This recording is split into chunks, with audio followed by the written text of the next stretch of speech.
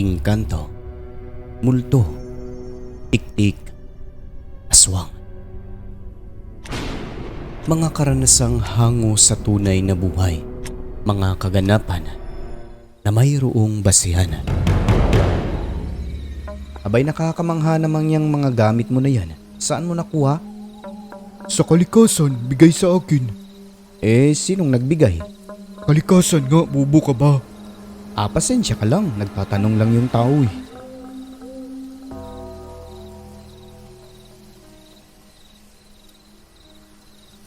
Nang dahil sa mga naririnig kong kwento ukol sa mga bagay na may kaugnayan sa kababalaghan, tulad ng iilan, ako po'y nagnais at sumubok na magkaroon din ng anting-anting mula sa kalikasan.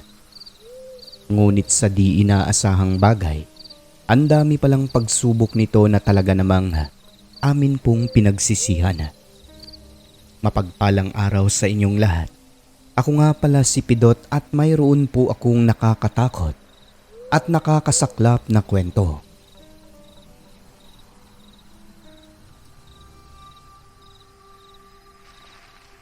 Sa mundong ating ginagalawan, oo, masasabi kong totoong may kababalaghang nangyayari. Pagkat kami mismo ng pinsan ko nakaranas sa mga bagay na ito. Magmula nung maingganyo ako, wala akong ibang hangad kundi masubukan ang mga bagay na sabi nila makapagbibigay proteksyon sa isang tao, kaya ako'y naghangad din na magkaroon ng mga ganitong uring kapangyarihan o abilidad. Ganito po nag-umpisa ang aking kwento. May lalaking palaboy-laboy sa lugar namin na nagngangalang Abeto. Taga-kabilang sityo siya pero palaboy-laboy sa kung saang-saang lugar. Sabi ng mga tao, may sayad ito kasi nga may suot na bagay sa katawan na ayon sa kanya ay mga anting-anting daw. Sari-sari, malalaking kwentas, may mga bilog na baon ng niyog at halos mapuno talaga yung kanyang katawan. Sa kabila ng mga sabi-sabi ukol kay Abeto, na ayon nga may diferensya siya sa pag-iisip, minsan ko po itong kinausap.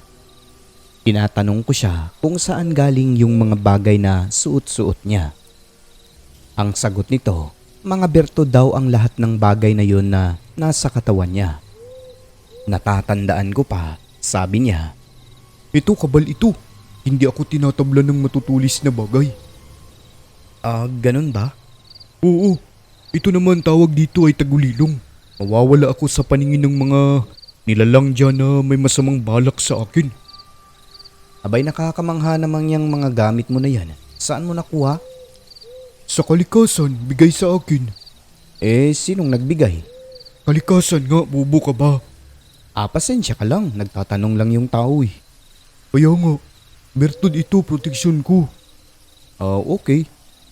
Ang dami mong kapangyarihan kung ganun, ang dami-dami niyan eh.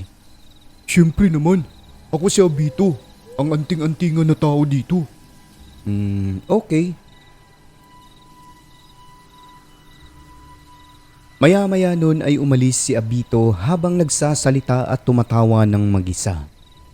Pero sa isip-isip ko nun, Sir Alex, ganun siguro ang mga taong may mga anting-anting sa katawan.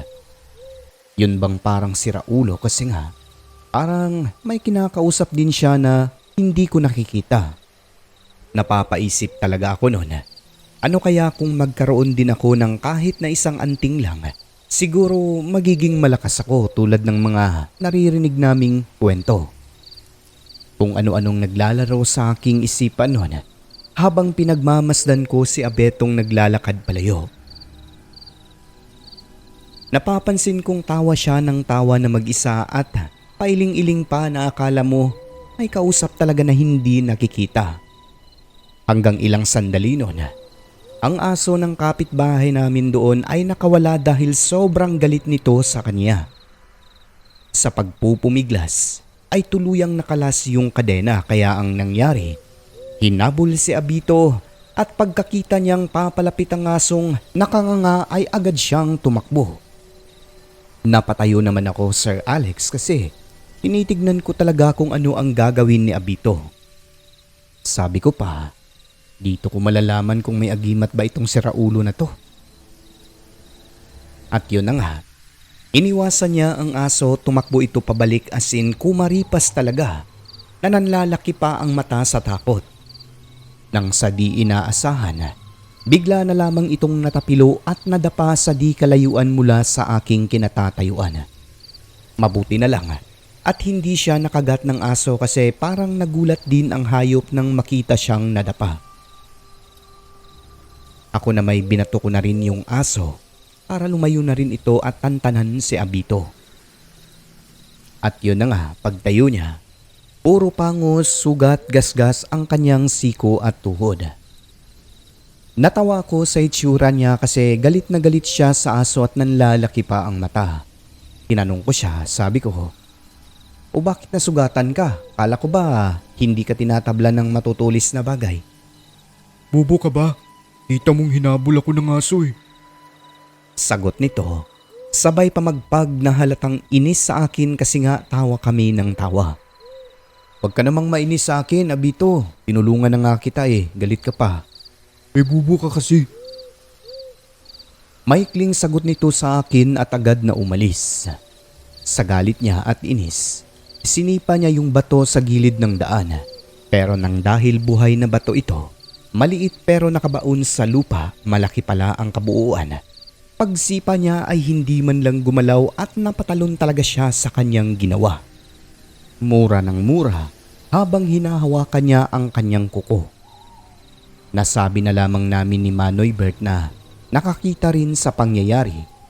Baliw talaga si Abito. Pero may nakakaintrigang nagkwento sa amin noon na isang mamang dumaan lamang.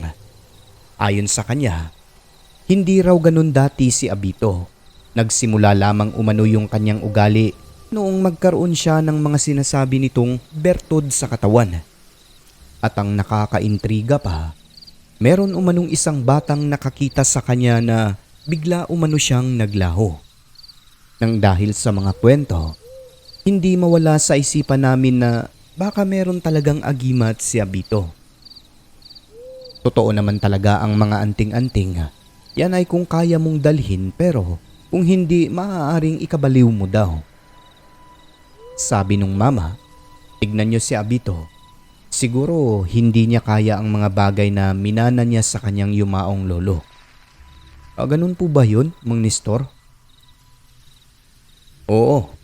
Kaya dapat kung gusto ng isang tao na magkaroon ng agimat, dapat handa siya at malakas ang loob. Sa mga salaysay nung tao na yon, nainganyo ako sa mga bertud, anting-anting at kung ano-ano pang bagay na may kaugnayan sa hiwaga at kababalaghan. At dito na nga po, nagsimula ang aking adhikain na magkaroon ng anting-anting. Nasa mga 15 anyos ako nito kung hindi ako nagkakamali. Sa aking pagsasaliksik ay nalaman kong iba't iba ang uri ng anting-anting. Isa sa gusto kong makuha noon ay ang pangil ng kidlat kasi madalas po sa lugar namin ang kumidlat lalo na kapag gabi. Meron po kaming taniman na matatagpuan sa tuktok ng bundok. Doon madalas natutulog ang aking lolo at lola kaya nagtaka sila kung bakit palagi na akong nandudoon. Aba apo, himala at parang gusto mo na yatang tumira dito sa bukid. Opo lolo, para po makatulong din sa inyo ni lola, di ba? Weh, nakakapagtaka ka ha, hindi ka naman ganyan.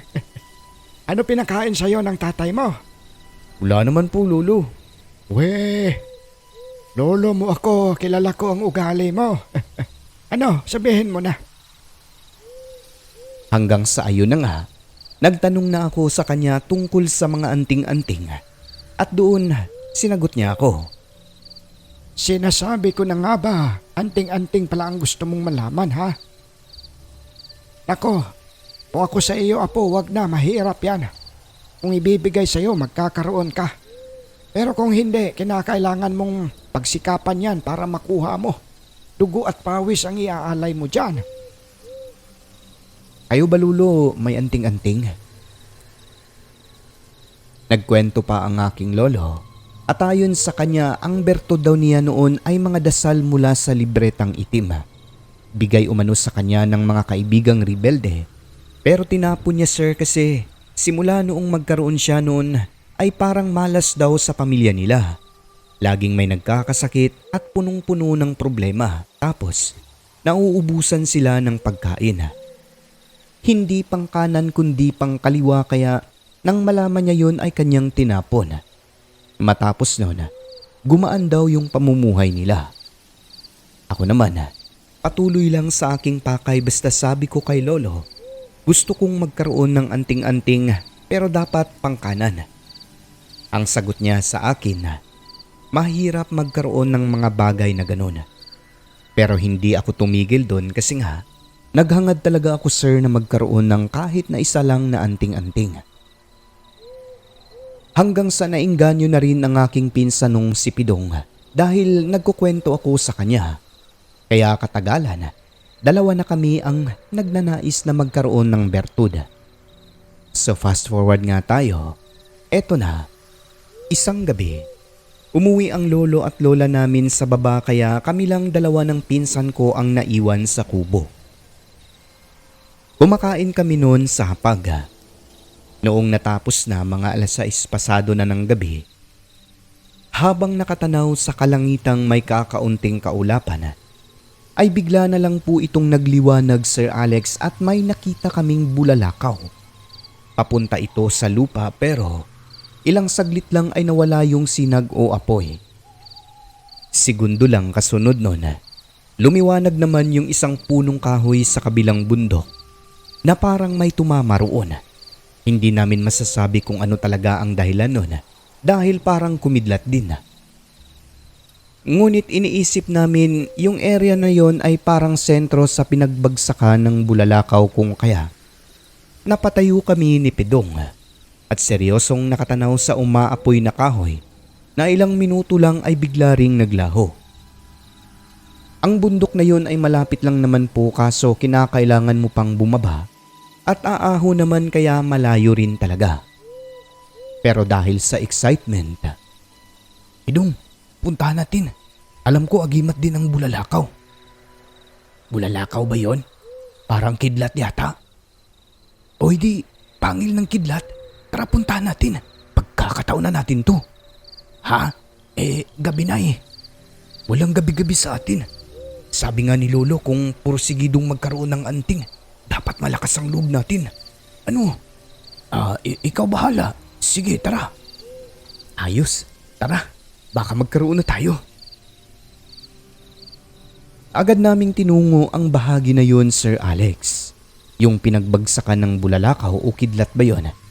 At nagdala kami ng itak isa-isa para merong pang depensa sa daan. Tapos dinala na rin namin ang sulu sa kubo.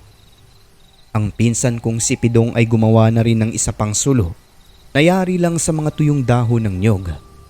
Walang problema sa mga dahon ng nyog doon dahil may mga madadaanan sa gubat. Maliwanag naman ang sikat ng buwan pero hindi ito sapat kaya nagdala kami ng pang-ilaw sa daan. At dito na po nangyari ang mga bagay na lubos naming pinagsisihan ng aking pinsan sa tanan naming buhay. Ilang beses kaming natalisod noong pababa pa lang. Natanggal pa ang aking kuko sa paa pero tuloy-tuloy lang sa pagnanais na magkaroon ng anting-anting. Iniisip namin ng pinsan ko kasama yun sa mga pagsubok. 3 ilog ang tinawid namin pero hindi naman po malalalim ang tubig. Habang binabaybay ang makipot na bahagi ng lugar na kami lang ang gumawa sa aming dadaanan. Kung ano-ano ang aming naririnig. Mga tinig na kakaiba at nakakakilabot sa gabi. Mga huni ng parang aswang Sir Alex at mayroon ding parang batang umiiyak na niisip ko pa tiyanak. Pagdating namin sa ilog, may mga malalaking sawa ang sumalubong sa amin pero ang mga hayop na yon ay hindi naman po nangaano kung hindi mo pakialaman. Ngunit sa di inaasahan, Yung isang pinakahuli ay bigla na lang gumalaw ang malaking ulo at dahan-dahan na lumapit sa amin kung kaya napakaripas kami ng takbo. Meron din po kaming nadaan ng bakod na parang barbed wire. Sumuong kami doon at pagdating sa loob ay patag na at napakalawak nito. Habang naglalakad, laking gulat namin nang may lumapit na mga 3 malalaking itim na nilalang. Mga baka pala, Sir Alex, at nagkataong pareho kaming nakapula ng aking pinsan kaya kasaklap-saklap talaga ang nangyari. Hinabol kami ng mga baka kaya halos maputulan kami ng hininga. Ang napuntahan pala namin, sabi ni Lolo nung nakauwi na kami, ransyuhan ng isang negosyante at bago pa lang daw po yun doon. Tapos yung mga baka ay mga hybrid pa talaga. Pag-aakala talaga namin ng pinsan ko, nagsimula na kaming makaranas ng kababalaghan kasi nga marami ka raw kaagaw sa mga birtud ng kalikasan. Palakasan na lang ng loob at dapat mo silang labanan. Ang inakala naming mga tikbalang ang humabol, mga baka pala na na-attract sa suot naming kulay pula. So ayun na nga, takbo kami ng takbo hanggang makalusot sa kabilang bakod. Naihi kaming pareho nun dahil akala talaga namin mga tikbalang nakaagaw na yung humahabol. Ganun pa man, tahimik na lamang kaming dalawa. Nang mga sandaling yon ay hindi na namin alam kung saan banda na yung aming kinaroroonan. Hindi na rin namin makita yung puno na umaapoy kaya makalipas ang ilang minutong paikot-ikot sa tuktok ng bundok ay nagdesisyon na kaming bumalik. At habang naglalakad, maya-maya ay may napansin akong parang baga sa ibabaw ng malaking puno na umuusok pa kaya agad kong kinalabit ang aking pinsan at sinabing, Tol, ito na yung hinahanap natin. Tignan mo, oh. Halika, lapitan pa natin. Ay oo nga, tara. Pareho kaming excited dahil sa isip-isip namin, sir, nalagpasan namin ang pagsubok. Nasa harap na namin ang punong kahoy na tinamaan ng kidlat o kaya'y bulalakaw. Makukuha na naming dalawa ang bertod o anting-anting na tumama doon. Paglapit namin dito, napakamot kami ng pinsan ko dahil malaki yung puno. Mahirap akyatin kaya nag-iisip kami ng paraan kung paano makarating sa ibabaw. At habang pinagmamasdan namin ang baga sa malaking sanga ng puno, lumalakas ang liwanag nitong bilog at umaapoy na yun bang parang sigarilyo rin na hinihigop kaya lumiliwanag ng husto. Hanggang sa nakita naming dalawa, gumagalaw na yung baga palipat-lipat sa malaking sanga. Di nagtagal, habang nakatitig kaming pareho nun, seryosong seryoso, bigla na lang rumihestro sa mga mata namin, Sir Alex, ang isang malaking nilalang na nakaupo sa ibabaw doon mismo sa may sanga na parang nakasandig pa sa malaking katawan ng puno. Doon kami nanginig talaga ng pinsan ko noong parang sinipsip niya ang baga at nakita namin ang mga mata nitong pinalaki pa na kulay pula. Sa di inaasahan, Sir Alex, isa palang kapre ang aming nakita na bigla na lang tumawa at nagsalita ng "Hoy!" Sa labis ng pagkataranta, naiwan namin ang aming mga gamit bukod sa itak. Pati tsinelas ay wala na dahil kumaripas na kami ng takbo ng walang lingon-lingon dalawa. Wala nang pakialaman sapagkat ang nasa isipan namin makaligtas sa kapahamakan. Walang ya. Ang baga pala na yun, Sir Alex, ay sigarilyo ng higanteng kapre. Ang puno pala na yun, hindi ang puno na hinahanap naming umaapoy na tinamaan ng kidlat sapagkat bahay pala iyon ng kapre. Kaya sa sobrang takot ay halos lisan kami ng aming kaluluwa ng pinsan ko. Pareho kaming nakadumi sa salawal sa tindi ng nerbiyos. At talagang nagsisihan kami sa mga pinaggagawa naming walang kakwenta-kwenta. Hindi ko malilimutan yung sigaw ng pinsan ko, "Mama, Papa, tulungan mo ako." Ako naman sabi ko sa sarili habang tumatakbo, ayoko na nito. Sana lang makauwi kami at hindi mapahamak. Tuloy-tuloy lamang sa pagkaripas ng takbo kahit halos puputok na ang dibdib sa labis na pagkanerbiyos. Yung kapre naman po, sa maniwala kayo o hindi, narinig namin na tumawa ito nang mag-unahan kami ng pinsan ko sa pagtakbo. Hindi siya siguro masamang engkanto dahil hindi naman po kami hinabol. Yun bang parang pinagtripan lang kami noon. So ayun na nga, hindi na kami dumaan doon sa may ransyuhan. Umikot na sa takot na baka doon na kami mamatay sa mga baka. Kaya ang nangyari, halos 12:00 na ng gabi nang makabalik kami sa kubo. At sa sobrang pagod, halos mawalan kami ng malay doon.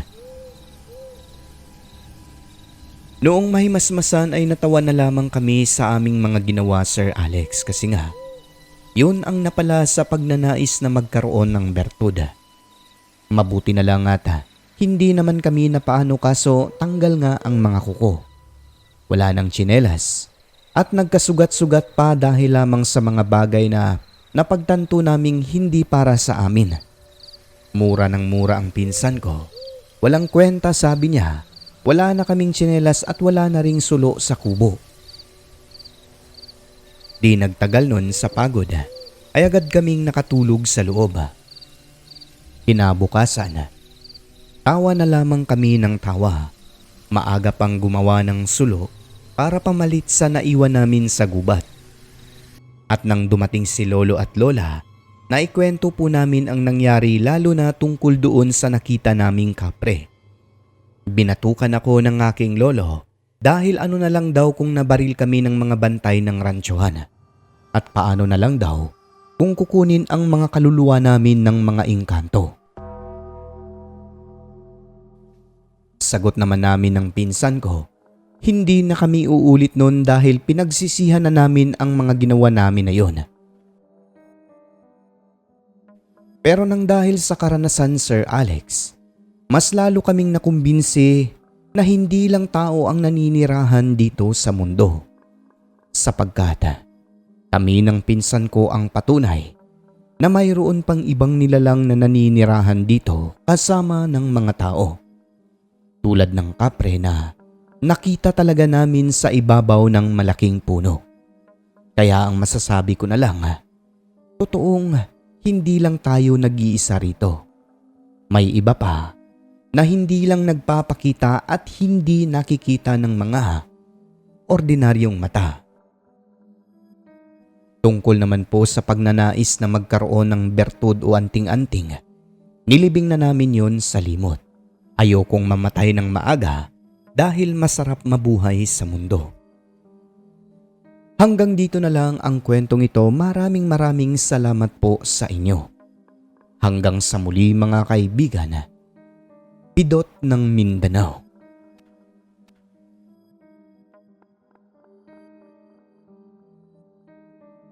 Ang mundong ating ginagalawan, nababalot ng hiwaga at kababalaghan na tanging ang Diyos lamang ang siyang may kasagutan. Ako po si Alex at ito ang Southern Mindanao Creepy Experience.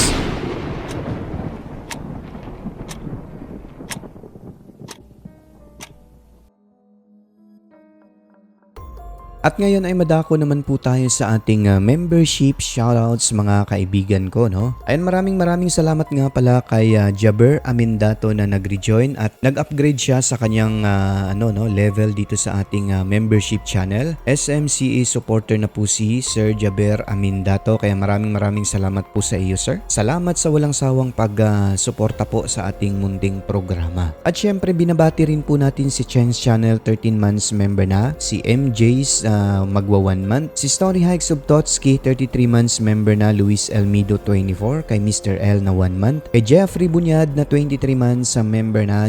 Rose Kim 15 months. Kay Rancid Horror Stories na 4 months member na. Kay Mike 30 months. Kay Susana Dorn na 4 months member na, no? Samantha Cruz sa 4 months. Kay Rosary Jayarante 6 months member na. Esmeralda Jucares 11. Kay Jonizel Alviola na 25 months member na. Jim Semilia 29 months. Last but not the least, kay Madam Christine Olzo na 48 months member na, no? Ayan, maraming salamat po sa walang sawang pagtangkilik po dito sa ating munting programa. Ang Diyos na lamang po ang bahala sa inyong mga kabutihan.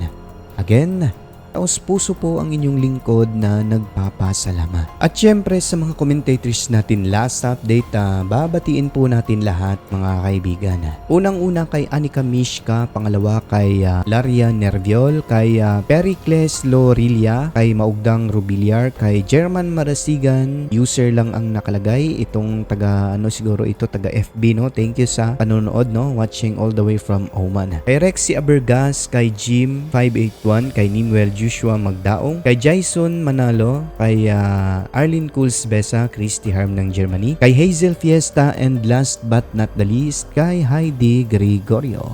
At sa lahat ng mga silent listener ay welcome po kayo sa channel natin. Pumasok na po kayo at i-hit ang subscribe button. Siyempre, huwag niyo hong kalimutan ang notification bell upang updated kayo sa mga bagot nakakasabik nating mga kwento. Muli po mga kaibigan, maraming salamat po sa mga suporta nyo. Huwag kalimutang tumawag sa taas. I love you.